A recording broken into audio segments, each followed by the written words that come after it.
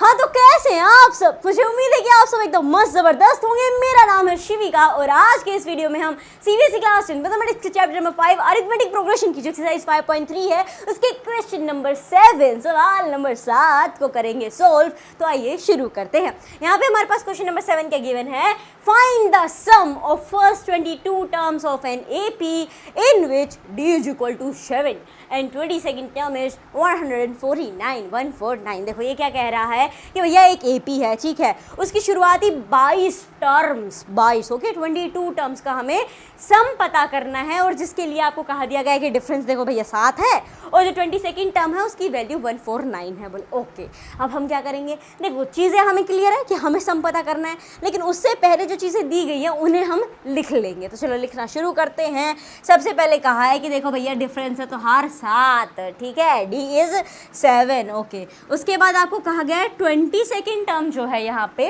यानी A22 जो है वो है आपका 149। बोले हाँ बिल्कुल सही बात, मतलब हमें सम ऑफ 22 टर्म्स ही पता करने हैं शुरुआती, तो S22 हमें पता करना होगा। सो माय डियर फ्रेंड्स, यहाँ हमें क्या पता करना है, फर्स्ट 22 टर्म्स का सम। ध्यान दीजिए, यहाँ हमें पता करना है फर्स्ट 22 टर्म्स का सम, लेकिन उसके लिए हमें पहले पता करनी होगी फर्स्ट टर्म। जी हाँ, बिना फर्स्ट टर्म के हम सम नहीं निकाल सकते। बोले क्यों नहीं निकाल सकते, जैसा कि हमें पता है 22 टर्म्स और 22वीं टर्म हमें दे दी गई है, तो हम यहाँ पे एस ऑफ एन का जो वो वाला फॉर्मूला है n/2 a प्लस में l वो लगाएंगे और आंसर निकालेंगे। बिल्कुल सही जा रहे हो, एकदम सही है। एल आपकी लास्ट टाइम 22 आपको दे दी गई है, एन आपको पता ही चल जाएगा कहीं ना कहीं से। ए अब यहाँ पे क्या ज़रूरत है ना, तो ए की ज़रूरत पड़ रही है ना इस फॉर्मूला में, तो इसीलिए हमें पहले फर्स्ट टर्म पता करनी होगी तभी हम ये फॉर्मूला लगा पाएंगे। तो चलो यहाँ पे करते हैं शुरुआत। अब कहोगे ओके फर्स्ट टर्म भी पता करनी है ना, तो हम यहाँ लिख देते हैं कि फर्स्ट टर्म भी हमें पता करनी होगी। ओके लिख दो, ए के आगे क्वेश्चन मार्क, हमें नहीं पता फर्स्ट टर्म क्या है, वो अब हम पता करेंगे।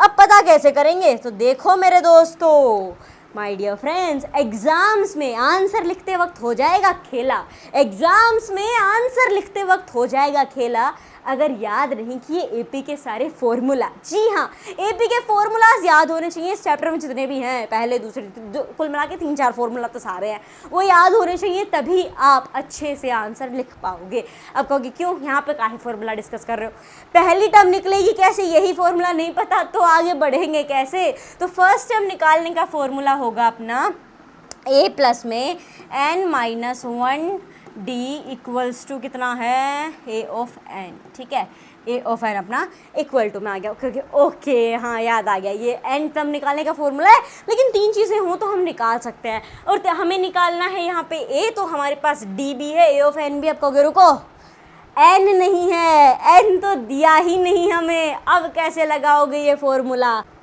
सो मेरे दोस्तों एन यहाँ पे साफ साफ है लिखा हुआ, एन यहाँ पे साफ साफ है लिखा हुआ, मंजिल पाएगा वही जो बार बार गिरकर भी खड़ा हुआ।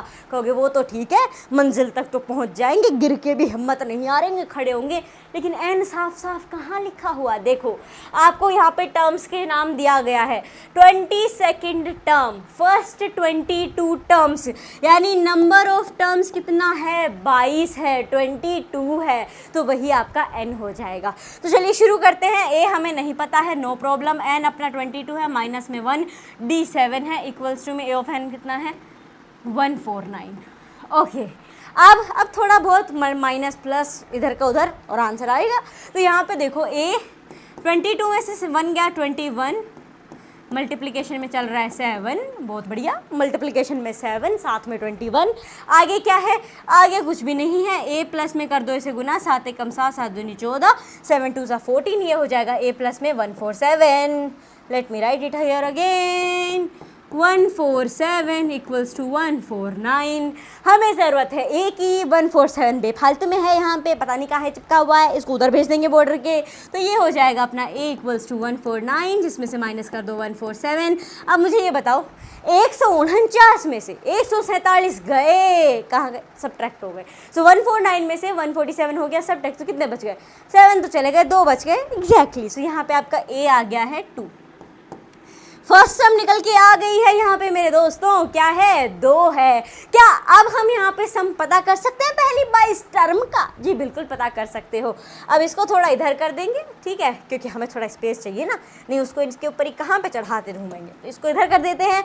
अब हमें क्या पता करना है, फर्स्ट 22 टर्म्स का सम। फॉर्मूला कौन सा लगेगा ये मैंने आपको शुरुआत में ही बता दिया था, n/2 a प्लस में l वाला। उस बड़े वाले को लगाने की ज़रूरत क्यों नहीं है, बिकॉज यहाँ पे हमारे पास लास्ट टर्म क्लियर है। फर्स्ट 22 टर्म्स बोला गया है यहाँ पे सम निकालने के लिए, यानी पहले से लेके आखिरी टर्म होगी 22, और 22वीं टर्म का यहाँ पे वैल्यू भी हमारे पास है, तो बड़े वाले फॉर्मूला की को यूज़ करने की कोई लोड नहीं है। तो इसी को लगा लेंगे यहाँ पे s ऑफ n। n कितना है, n 22 है, ओके, अपॉन में 2, a कितना है 2 है, l कितना है 149 है, ये हो गया ब्रैकेट क्लोज। अब तो बस बहुत आसान है, थोड़ी मोड़ी काटा पीटी आंसर निकल के आ जाएगा। सो यहाँ पे देखो 2 1 2 2 1 2 2 1 2 11 हो गया। यहाँ पे 11 मल्टीप्लाई में आ जाएगा, फिर 2 जोड़ना है 50 और 51 यानी 151। 11 का मल्टीप्लिकेशन करोगे 151 में तो आपके पास आएगा 1661।